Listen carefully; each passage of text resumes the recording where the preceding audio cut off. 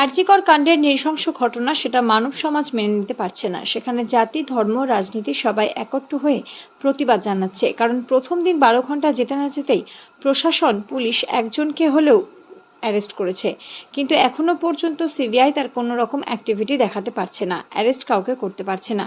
এদিকে আন্দোলনটা যাতে স্তব্ধ হয়ে যায়, বন্ধ হয়ে যায়, সেই জন্য বিজেপি আন্দোলনটাকে হাইজ্যাক করে নিচ্ছে ছাত্র সমাজের কাছ থেকে। যে বোনটি ধর্ষিতা হয়ে খুন হয়েছে, সেই রেপিস্টদের ধরার কোনো সদিচ্ছা আছে? বাংলার এই বিজেপির আন্দোলনের গতিকে স্তব্ধ করছে।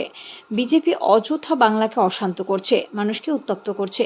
কারণ এলোপাথারি কথা বলে এই ধর্ষিতা মহিলার কেসটাকে অন্য জায়গায় ডাইভার্ট করে দিচ্ছে। তারা বলছে ইস্যু একটাই, এজেন্ডা একটাই, মমতা ব্যানার্জিকে পদত্যাগ করতে হবে। আরে ভাই, পদত্যাগ করলে সর্বপ্রথম পদত্যাগ করতে হবে উত্তরপ্রদেশের মুখ্যমন্ত্রী আদিত্যনাথ যোগীকে, পদত্যাগ করাতে হবে ভারতের স্বরাষ্ট্রমন্ত্রী অমিত শাহকে, পদত্যাগ করাতে হবে মণিপুরের মুখ্যমন্ত্রীকে। বিজেপি শাসিত সকল মুখ্যমন্ত্রীদের সেখানে বুড়ি বুড়ি প্রতিদিন, প্রতিনিয়ত, প্রতি ঘন্টায় ঘন্টায় রেপ হচ্ছে।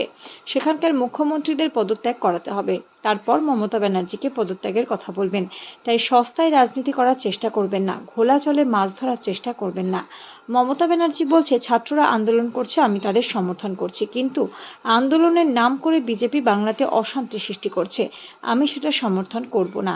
আমি কিন্তু ছেড়ে কথা বলবো না, কারণ ছাত্র সমাজের সঙ্গে আমি আছি, অর্থাৎ বাংলার মুখ্যমন্ত্রী মমতা ব্যানার্জি সঙ্গে আছেন। একজনের হাত নড়তে, কান নড়তে, ভাবলো বেঁচে আছি আমরা। যে কংগ্রেস সিপিএম এক হয়ে জোট করে বলল আমরা নাড়িয়ে দেবো মমতা বন্দ্যোপাধ্যায়। তার সঙ্গে জোটবদ্ধ হলো বিজেপি পার্টি। সেই সুযোগে কি হলোটা,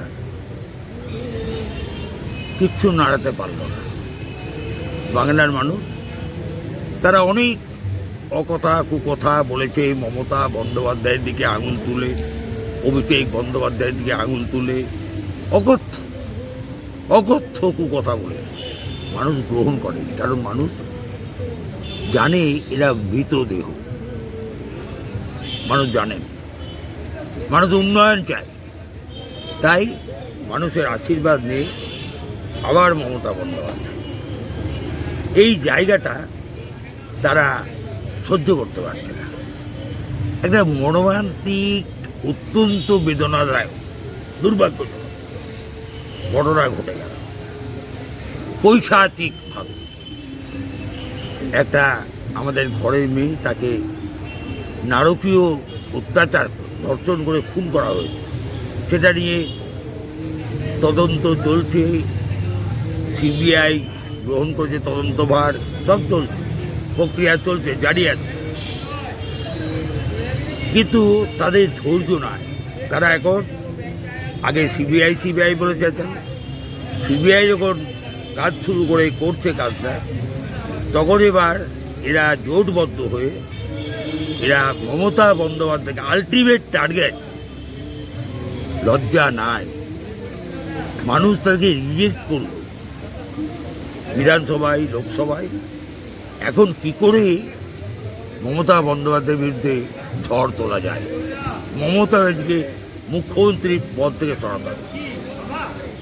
একটা বালখিল্য আচরণ এই পার্টিগুলো মানুষ দেখছে। একটা মর্মান্তিক মৃত্যু, পৈশাচিক ঘটনা, লজ্জাজনক ঘটনা, সেটাও মানুষ দেখছে। আর সেইটাকে হাতিয়ার করে একটা দুর্ভাগ্যের আচরণ এদের, সেটাও মানুষ দেখছে। আমরা অপেক্ষা করে আছি। মমতা বন্দ্যোপাধ্যায় বলেছেন we want justice, Mamata Bandyopadhyay বলছেন উই ওয়ান্ট ফাঁসি, অভিষেক বন্দ্যোপাধ্যায় একই কথা বলছেন, রাজ্যের সমস্ত নেতৃত্ব একই কথা বলছেন। কিন্তু তাদের ওই দুর্ভাগ্যের আচরণ, তাদের পরিবর্তন করা যাচ্ছে না। মানুষ তার যোগ্য জবাব ঠিক আবার দেবে এদেরকে। এরা অপ্রাসঙ্গিক হয়ে গেছে আজ, নাকি? ঠিক আছে।